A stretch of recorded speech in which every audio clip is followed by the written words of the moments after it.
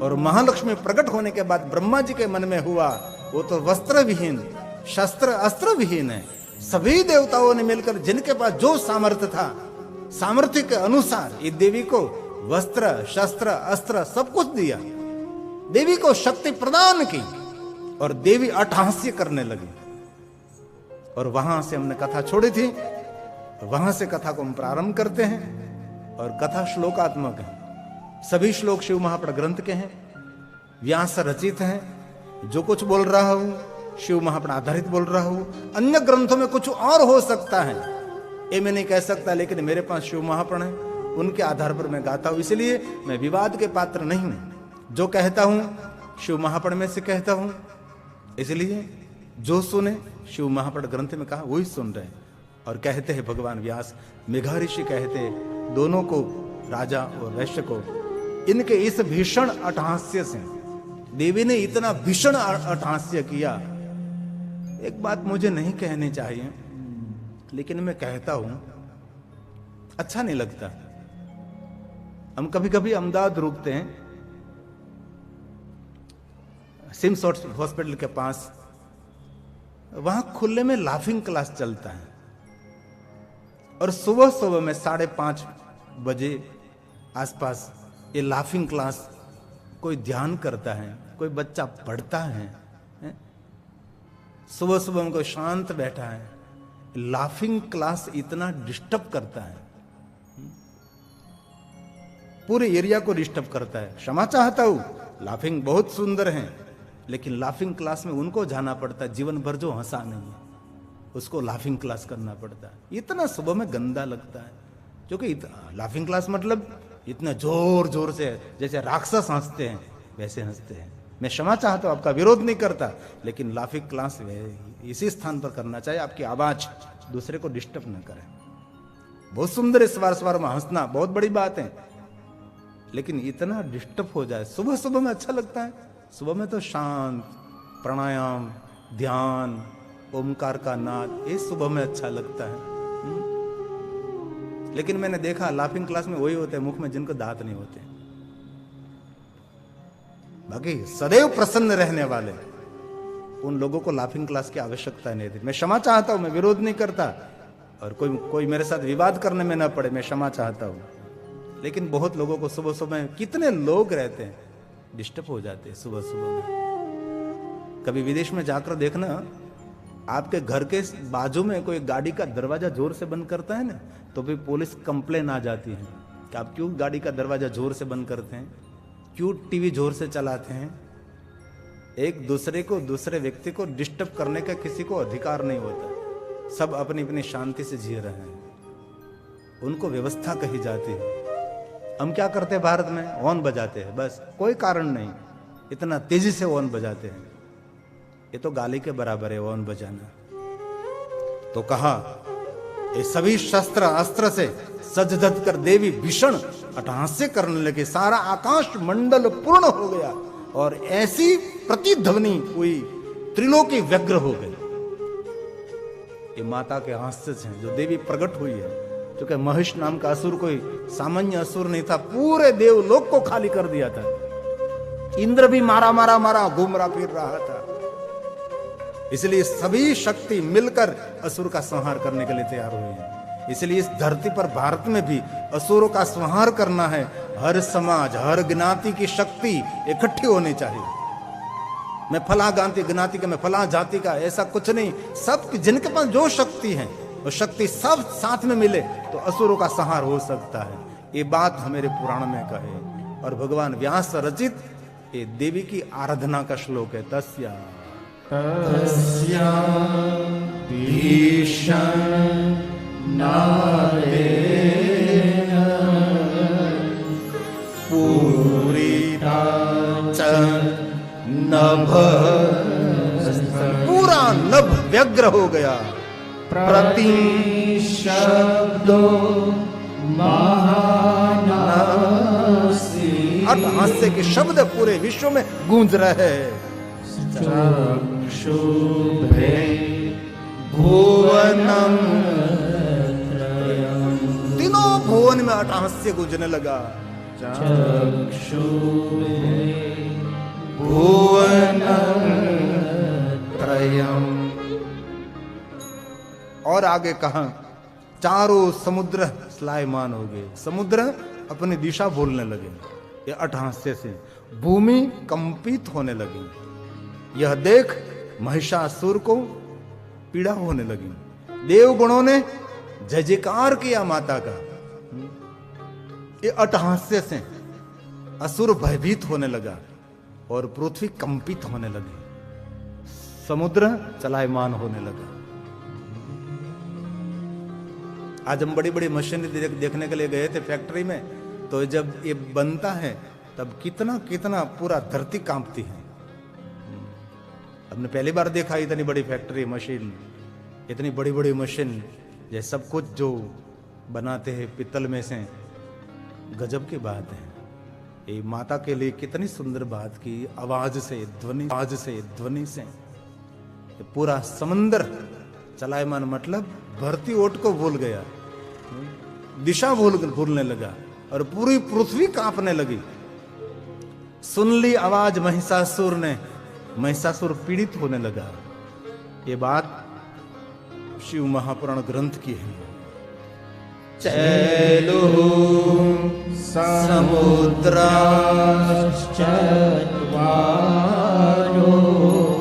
और वसुधा च चचालः। जय शब्द ततो देवे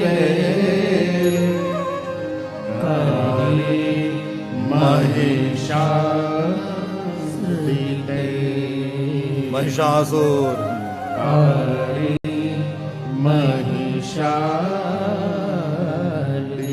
सारे भुवन के विश्व के देवता माता का जय जयकार करने लगे। उनके अट्ठहास्य से सब अपनी सुरक्षा का अनुभव कर रहे हैं। माता ने अट्ठहास्य किया और देवता सब शांत हो गए कि अब हमारी रक्षा होगी। अपनी सुरक्षा के लिए बड़ी लंबी श्वास लेने लगे देवता। कहीं समय से पीड़ित थे, आज देवताओं की पीड़ा हरने वाली पीड़ा हरणी देवी मां जगदम्बा पूरे विश्व में फैली हुई है। जगदम्बा का जय जयकार करने लगे देवता और महिषासुर पीड़ित होने लगा। और आगे कहा, और महालक्ष्मी स्वरूपिणी पराशक्ति अंबिका की भक्ति से गदगद वाणी में स्तुति करने लगे सभी देवता, क्योंकि मां भवानी प्रकट हुई है, उनकी स्तुति करने लगी। क्यों स्तुति की? बहुत बड़ी बात, वैज्ञानिक स्फटिक बात है, जो कि देवताओं की स्तुति करने से देवता प्रफुल्लित हो, आह्लादित हो जाते हैं। जैसे मनुष्य की स्तुति करो तो मनुष्य भी आह्लादित हो जाता है। स्तुति मतलब प्रशंसा, उनमें जो है वो ही गाना, गलत नहीं, खुशामत नहीं भाई, खुशामत नहीं, जो है वो उनके लिए शब्द प्रयोग करना, वो उनकी स्तुति बन जाती है। देवता प्रफुल्लित हो जाते हैं, उनकी शक्ति जागृत होने लगती है। इसलिए जीवन में भी याद रखें, कोई आपका स्वजन हो, उनकी निंदा नहीं, उनकी स्तुति करो। आपका बेटा हो, बेटी हो, पुत्रवधू हो, परिवार हो, उनकी स्तुति होनी चाहिए। कोई न कोई तो टैलेंट होगा, कोई न कोई तो कार्यकुशलता होगी, कोई न कोई तो इसमें कोई न कोई कुछ न कुछ तो गुण होगा ना।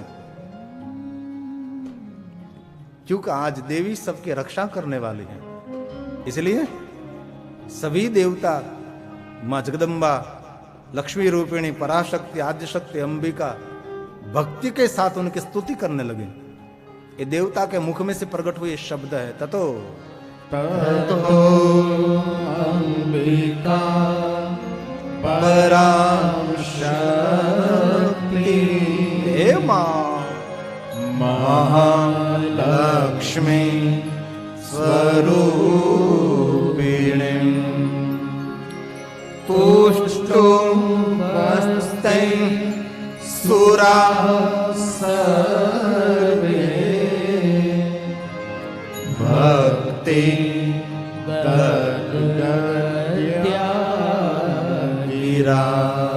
गदगद वाणी से भक्ति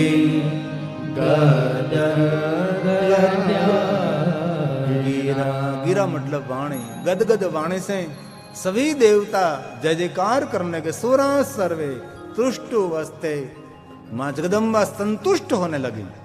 और किसी की भी प्रशंसा करो तो कोई भी व्यक्ति संतुष्ट हो सकता है। किसी भी प्रशंसा करो, खुशामद कभी किसी की नहीं कर, खुशामद करनी चाहिए किसकी? शत्रुओं की। शत्रुओं की खुशामद करो, बिना हथियारों गिर जाएगा। लेकिन सज्जनों की स्तुति करनी चाहिए, सज्जनों की प्रशंसा करनी चाहिए। खुशामद उनका कहते हैं जिनमें जो नहीं है वही उनके लिए अच्छा शब्द बोलो। स्तुति उनको कही जाती है, प्रशंसा उनको कही जाती है जो इनमें है वही वर्णन करो। किसी के मस्तक पर एक भी बाल नहीं और आपको आपके बाल बहुत सुंदर हैं तो प्रशंसा है? नहीं है, एक खुशामद है। जो नहीं है वही वर्णित करना, वो खुशामद। जो है वही प्रदर्शित करना, वो स्तुति, वही प्रशंसा मानी जाती है। और बहुत सुंदर बात है। और कहा लोक को इस प्रकार स्तब्ध कर दिया, महिषासुर समस्त सैनिक अपने अस्त्र शस्त्रों से लेकर होकर पूरा युद्ध मैदान के लिए निकल पड़े हैं। जो कि असुर है, संगठित है। देवता कभी संगठित नहीं रहते, ज्ञानी विद्वान लोग भी संगठित नहीं रहते, सज्जन लोग भी संगठित नहीं रहते, प्रतिष्ठित लोग भी संगठित नहीं रहते, कलाकार भी संगठित नहीं रहते, कथाकार भी संगठित नहीं रहते। संगठित कौन रहता है? जो कम बुद्धि वाला है। असुर बुद्धि वाले लोग ज्यादातर संगठित हो जाते हैं। जो भयभीत हैं वो संगठित हो जाते हैं, जो निर्भय हैं कभी संगठित नहीं होते। देखो सज्जनों का इतना संगठन नहीं है, हमारे विद्वानों का इतना संगठन नहीं है, પછી कलाकारों का इतना संगठन नहीं है। कोई कलाकार कोई तकलीफ हुई तो सभी कलाकार वहां दौड़ कर नहीं आते ना। कलयुग में संघे शक्ति, कलयुग में संगठन बड़ी शक्ति मानी जाती है। इसे हर क्षेत्र के लोग संगठित होना चाहिए। कला क्षेत्र में है वो संगठित हो जाए, कथा क्षेत्र में है वो भी संगठित हो जाए। कोई भी संगठन बहुत आवश्यक रहता है। किसी के साथ मारझोड़ नहीं करना है, किसी को हम नुकसान नहीं पहुंचाना चाहते, लेकिन इस सुरक्षा के लिए संगठन बहुत आवश्यक माना जाता है। ये मेरी शास्त्रों की परंपरा है। आज देवता संगठित हुए, मार खाकर टूट कर संगठित हुए। संगठित हुए तो शक्ति प्रकट हुई ना। और सभी संगठित होकर देवी को तैयार किया, अस्त्र शस्त्र वस्त्र सब कुछ दिया, लेकिन इस संगठन का प्रतीक ने सभी देवता अलग अलग अलग अलग गुफाओं में, हिमालय पहाड़ों के कंदरा में और मनुष्य के बीच चुप चुप चुप को रहते, अभी भी रहते हो गए, कुछ नहीं होता। लेकिन भगवान शिव और विष्णु जी ने कहा देवताओं संगठित हो जाओ, और ब्रह्मा की आज्ञावाणी के अनुसार सभी देवता संगठित हुए और शिव और श्री हरि ने अपने नेत्रों में से तेज प्रकट किया और देवी प्रकट के सब मिल गए और एक महाशक्ति आद्य शक्ति को प्रकट किया गया। और ये भगवान व्यास बोले लोकम लोकम संक्षुब्ध मालोक्य देवता परिपन्थिन सन्नाद्य सैनिकास्ते सभी सैनिक के साथ महिषासुर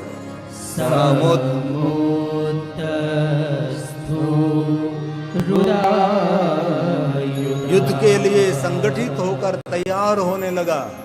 जो कि अट्टहास्य ये महिषासुर के अंत के लिए था नहीं, और मारक अट्टहास्य था। देवता हर्षित हुए, जय जयकार करने लगे, और जो महिषासुर का पूरा सैनिक था वो भयभीत होने लगे। और महिषासुर असंख्य असुरों के साथ शस्त्र अस्त्र लेकर इस महाशक्ति के साथ युद्ध करने के लिए उत्सुक। ये महालक्ष्मी की उत्पत्ति की कथा मानी जाए, बहुत संक्षेप में शिव पुराण में, देवी पुराण में बहुत विस्तृत होगा, अन्य पुराणों में कुछ विस्तृत होगा। लेकिन हम नवरात्रि के दिनों में निर्णय लिया था कि नवरात्रि के दिनों में माता की उपासना के हेतु हम शिव महाअंतर्गत देवी पुराण कथा करेंगे। जो मैं कहता हूँ अन्य पुराण के नहीं, ये शिव महापुराण अंतर्गत आए। 2-3-4 मिनट के लिए रोज हम 2 बार गरबा कराते हैं, एक बीच में और एक अंत में। एक बार माता जी का, क्योंकि हम गुजराती परंपरा है, ये रास, ये गरबा, रास मंडली, क्या क्या कितनी सुंदर होती हैं। गली गली में गरबा, गली गली में रास मंडली।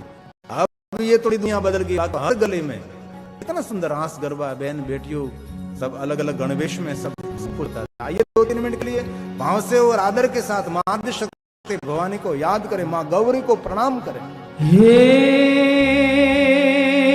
मानो गर्बो झाकम जोड़ रे रंग मांडवड़ी, हे रंग मांडवड़ी शत शत शगनी दीवड़ी रंग मांडवड़ी, हो रंग मांडवड़ी शत शत शगनी दीवड़ी रंग मांडवड़ी, हो रंग मांडवड़ी। हे मानो गर्बो झाकम जोड़ रे रंग मांडवड़ी, हो रंग मांडवड़ी शत शत शगनी दीवड़ी रंग मांडवड़ी, हो रंग मांडवड़ी। हे मां, हे मां,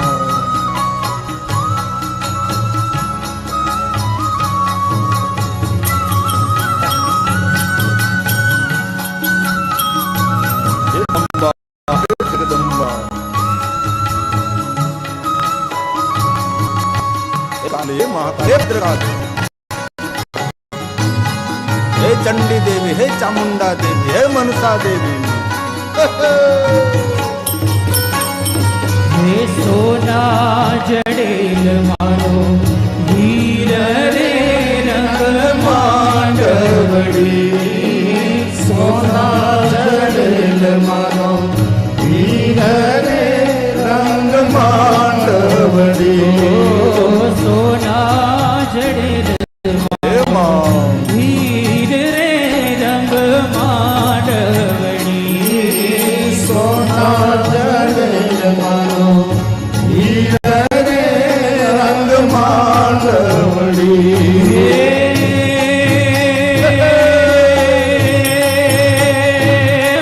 मानो बाजठ जड़ेल रे रंग मांडवड़ी, हे मानो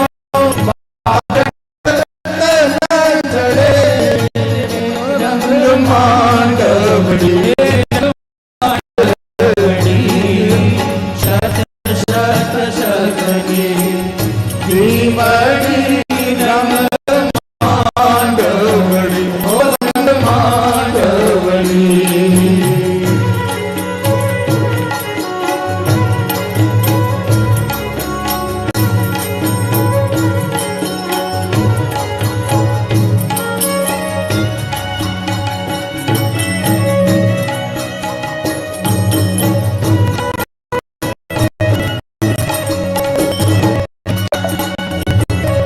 हे मां, हे मां, हे मां।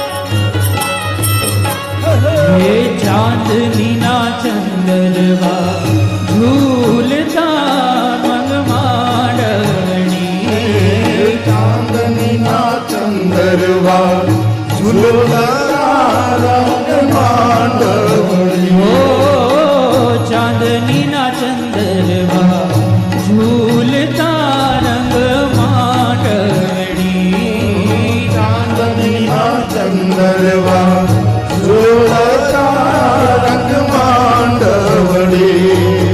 हे जाने मधराते उषा उगेल रे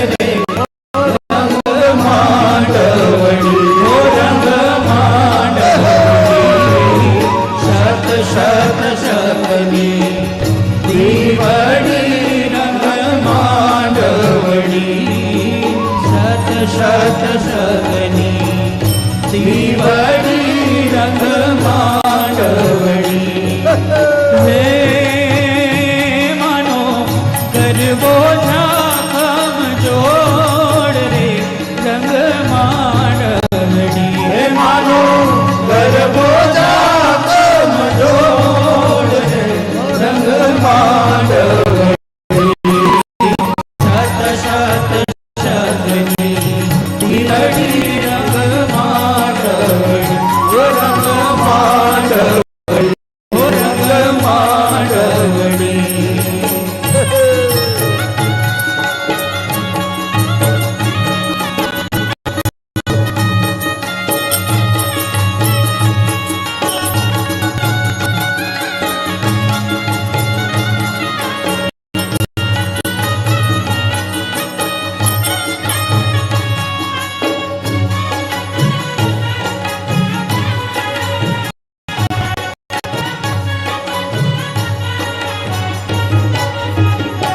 तने विनबू गपर वाली माँ अम्बा जगदम्बा हे तने विनबू गबरवाड़ी माँ अम्बा जगदम्बा हे तने विनबू गपर वाली माँ अम्बा जगदम्बा इतने विनू गबरवाड़ी माँ Amba Jagdamba my chundri OT से चार बातें वाली मारे माय चुंदड़ी ओढ़ी से चार बात वाड़ी हे माये चुंदे ओटी से चार बातें वाली माए चुंदड़ी ओढ़ी से चार बात वाड़ी माने पाए वो माने पाए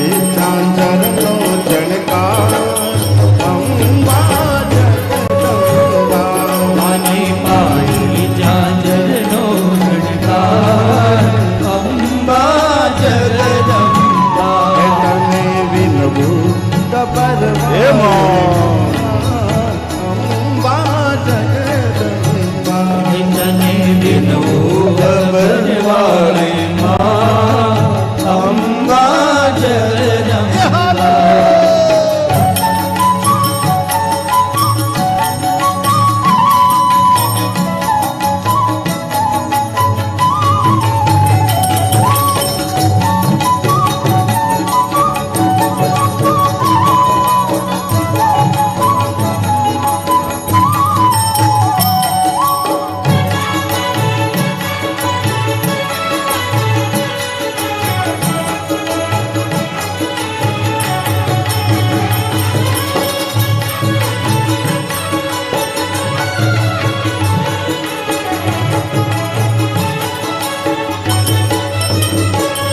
माय त्रिशूल धरू छे जग रक्षा करवा माए त्रिशूल धरू से जग रक्षा करवा माय त्रिशूल धरू छे जग रक्षा करवा माए त्रिशूल धरू से जग रक्षा करवा माय दुष्टो न करियो संहार अम्बा जगदम्बा माय दुष्ट नो करो संहार अम्बा जगदम्बा तने विनबू गबर अम्बा जगदम्बा तने विनू गबरवाड़ी माँ अम्बा जगदम्बा तने विनबू गबर वाली माँ अम्बा जगदम्बा तने विनू गबरवाड़ी माँ अम्बा जगदम्बा अम्बा जगदम्बा अम्बा जगदम्बा बोलिए अम्बे। मात की जय। तो शिव महापुर अंतर्गत जो देवी की कथा कही वही कहने का मैं प्रयास करता हूं। और ऋषि ने कहा, मेघा ने, महिषासुर भी उस शब्द को सुनकर अति क्रोधित हुआ। अट्टहास्य को सुनकर पूरा महिषासुर सैन्य साथ जाग उठा और आग बबूला हुआ। आग बबूला मतलब बहुत क्रोधित हुआ और देवी के सामने दौड़ने लगा और तीनों लोकों को प्रकाशित करने वाली, तीनों लोकों की देवी ते पूरा व्याप्त, पूरा जगत प्रभावित था। लेकिन उस देवी के सामने असुर आने लगा है, क्योंकि देवी को उत्पन्न इसीलिए किया था कि असुर के संहार के लिए। महिषासुर को पता था कि मेरे सामने कोई युद्ध नहीं कर सकता। देवता तो मुझे देखकर कहीं पहाड़ों में चले जाते थे। आज महिषासुर का अंत आया है। और कहा मेघा ऋषि ने राजा सुरथ और वैश्य को कह रहे हैं, महिषो अपि च तं शब्दं। हे महिषासुर, अट्टहास्य और देवी के शब्द सुनकर भयभीत हुआ, उपद्रव करने लगा।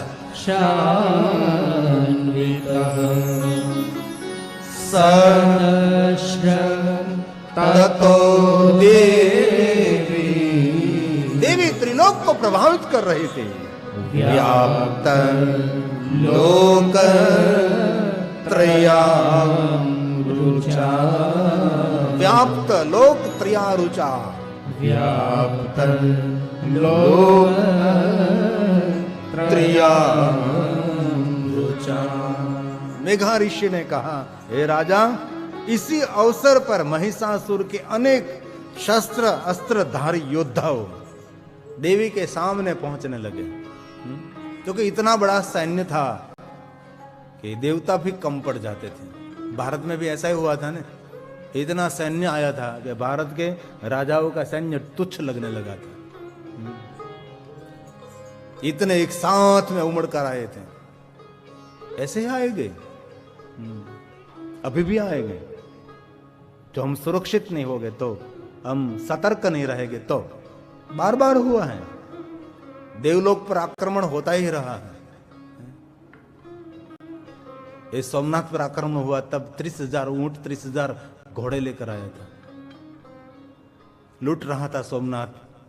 कोई पड़ोसी राजा उनके लिए आए नहीं थे, सिर्फ ब्राह्मण और कोई क्षत्रिय और साधु बेरहम मारे गए थे। ये हमारा सोमनाथ। कभी सोमनाथ का इतिहास पढ़ना चाहिए। इतिहास ना पढ़ सकूं तो कोई बात नहीं। ये सोमनाथ महादेव की शाम की आरती पूर्ण होने के बाद जो एक लाइट शो दिखाया जाता है, ये लाइट शो सुनना चाहिए। ये सोमनाथ का इतिहास क्या है? कोई दूर दूर राजा आए नहीं वहां। इतने बड़ी संख्या में जो आए तो कहीं से चलकर आए होंगे ना। आगे वाला राजाओं ने रोक लिया होता तो ये होता नहीं कि कोई नहीं। पड़ोसी के घर में कुछ हो रहा है तो आपको तो कुछ भी नहीं है ना, जो पड़ोसी के घर में हो रहा है। पड़ोसी के घर में होगा तो कल आपके घर में भी होने वाला है। असुरी शक्ति बहुत बलवान होती है, एक बात याद रखना। और मैं नहीं कह रहा हूं, ये मेघा ऋषि बोल रहे हैं। मैं सिर्फ टीच हूं। अगर वाचक को कथा वाचक, कथाकार को कथा वाचक कहते, पढ़कर आपको सुनाते हैं, हमारा कोई नहीं। मैं उच्चार कर लेता हूँ। दो उपकरण में हुई डिटो आपको मैं कह रहा हूँ। ये मेघा ऋषि बोले, हे समय अंतरे तत्र महिषासुर देवता पहले से संगठित रहते। महिषासुर उत्पन्न हुआ, वहां से उनका नाश हो जाता। लेकिन महिषासुर को बलवान क्यों बनने दिया आपने? आपने ही पाल पोस कर उसको बलवान बने। चुके देवता सब भोग विलास में रत रहते हैं। इंद्र भी अपनी नृत्याओं के साथ नृत्य देखता रहता है, अपने अप्सराओं के भोग विलास में पड़ा रहता है। बाद में इंद्रासन हाथ में से छूट जाता है। इसलिए धनते लोगों के लिए भी बहुत बड़ी चेतावनी मानी जाती है। असावधानी आप खत्म कर सकती है। इसलिए जागरूक और सतर्क रहना बहुत आवश्यक रहता है। एक समाज के लिए नहीं, हर समाज के लिए चेतावनी मानी जाती है। और ये बात कही है, महिषासुर क्यों पाला, क्यों बड़ा होने दिया, और अब आक्रामक हो रहा है। देवी के सामने सैन्य के साथ अस्त्र शस्त्रों करोड़ों सैन्य असुरों के साथ आया है। समाज महावीरा और कोटिशो धृत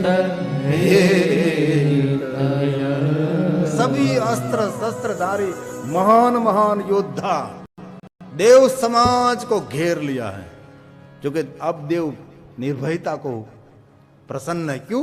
उनकी रक्षा देवी करेगी। और मेरे इतिहास में लिखा है, कहीं कहीं राजा का अंत आ जाता है तो राजा की रानी वीरांगना बनती है।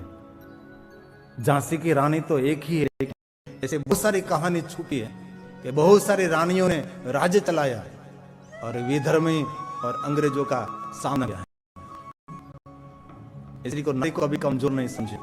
पुरुष में जो शक्ति है ना, इसमें से हजारों गुणी शक्ति नारी में रहती है। पुरुष शक्ति कहां से आई? नारी में से तो आई है, तो जन्मा कहां से? इसलिए हर पुरुष नारी को कभी अपहित न समझे। पुरुष में जो शक्ति है उनसे हजारों गुनी शक्ति देवी में रहती है, नारी में रहती है। इन नारी में जो एक पुरुष जन्म लेता है, नारी के अंश मात्र उनमें शक्ति होती है, लेकिन हम क्या करते हैं? नारी को दबा देते हैं, उनकी शक्ति को खिलने नहीं देते। उनके लिए सुरक्षा बहुत आवश्यक है, दबाव आवश्यक नहीं है। हम सुरक्षा नहीं करते, हम दबाव करते हैं, हम बंधन करते हैं।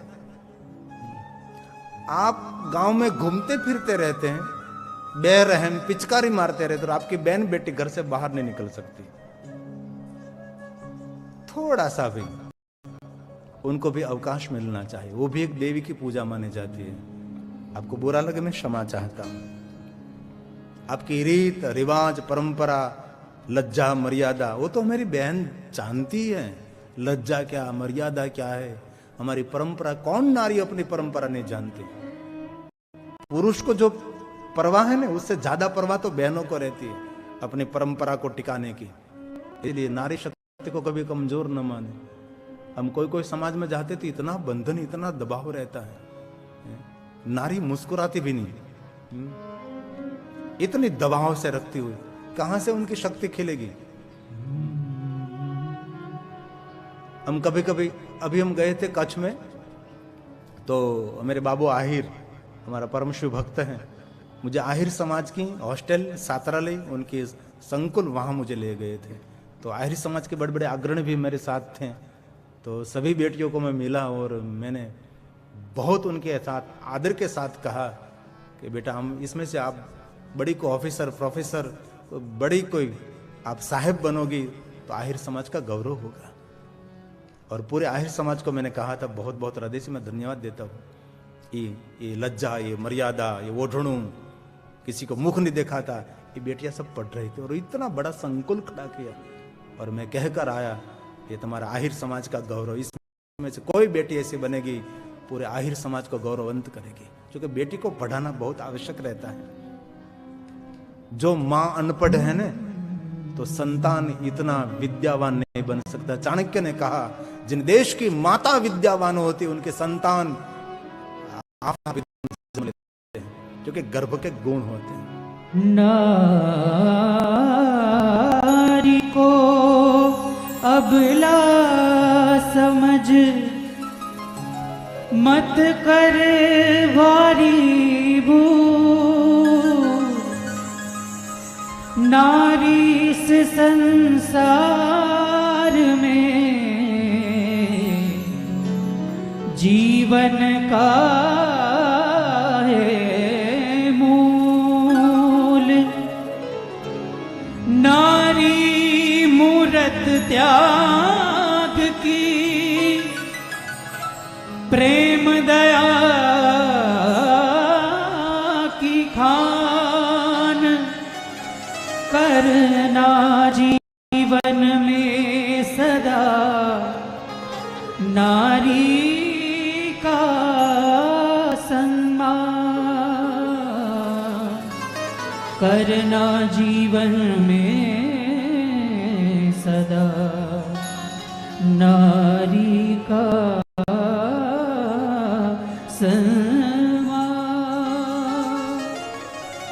और पुरुष के लिए बहुत आवश्यक है। बोले कोई बात नहीं, नारी का आदर न करो घर में, लेकिन घर में का अनादर तो होना ही चाहिए। आजकल समाज में देखते हैं नारी को इतना त्रास दिया जाता है, कहीं आत्महत्या, कभी अग्नि स्नान, क्या नहीं करती नारी।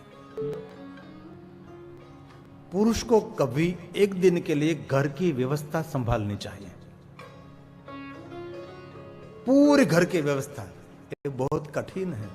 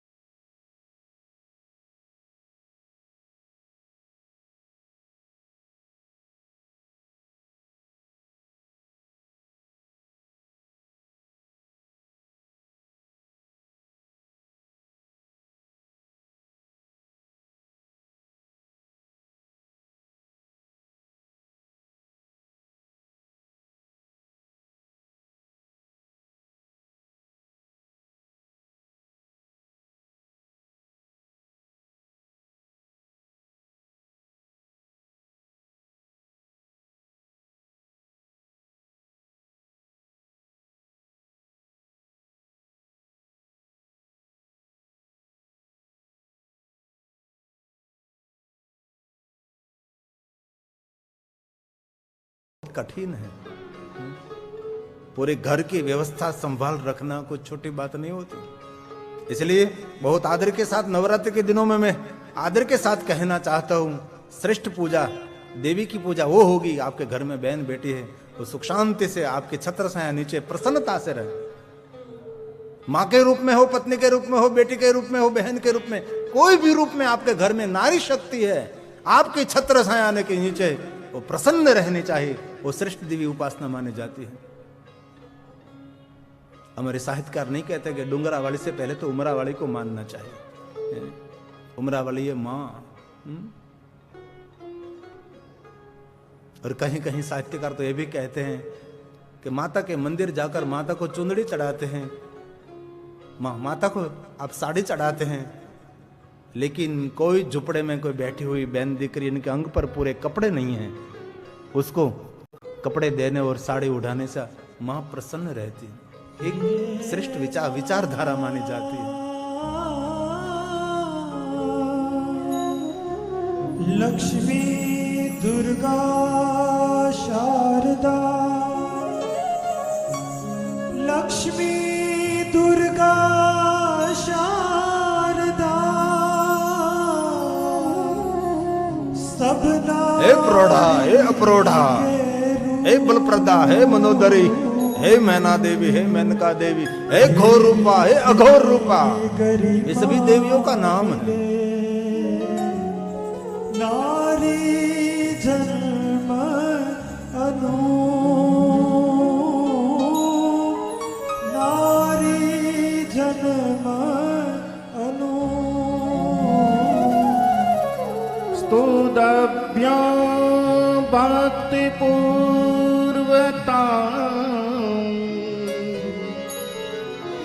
चंडिके व्याधि नाशिनी, हे माँ, हे माँ, हे माँ, रूपम देहि जयम देहि, हे कला, हे कमली, हे चुड़ामणि, हे विश्वंभरी, हे यशो ज्ञान भरी, हे क्रिया भरी, हे नित्या स्वरूपा, हे बुद्धिदात्री, जहि चंडिके सततम ये त्वां, हे सर्वसुरी, सर्वसुंदरी, और चंती है भक्ति तह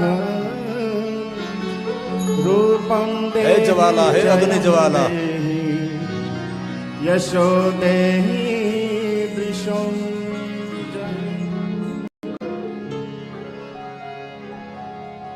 आज देवी के सामने असंख्य असुर पहुंचे।